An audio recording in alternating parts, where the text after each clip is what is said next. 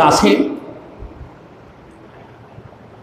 হযরত আবু সাঈদ খুদরি রাদিয়াল্লাহু তাআলা আনহু তিনি বললেন আত-তাজিরুস সুদুকুল আমিদ মা'আন নাবিয়িনা ওয়াস-সিদ্দীকিনা ওয়াশ-শুহাদা। এখানে বললেন মা'আন নাবিয়িন, যত নবী পৃথিবীর মধ্যে এসেছেন, ওয়াস-সিদ্দীকিন, প্রত্যেকটি যুগে যুগে যত সিদ্দিক ছিল, প্রত্যেকটি যুগে যুগে ওয়াশ-শুহাদা, শহীদ ছিল।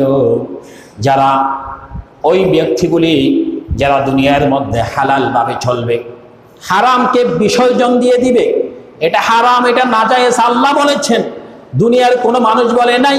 আল্লাহ যেখানে হারাম করে দিয়েছেন সেটা হারাম বলে চলবেন, যেটাকে হালাল বলে আল্লাহ করে দিয়েছেন সেটা হালালকে হালাল বলে মনে করবেন।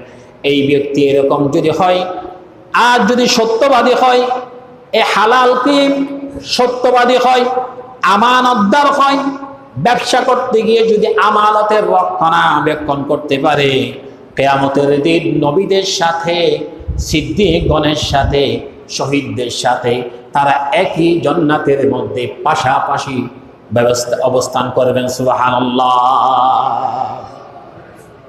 সত্য কথা বলার প্রয়োজন আছে নাকি নাই?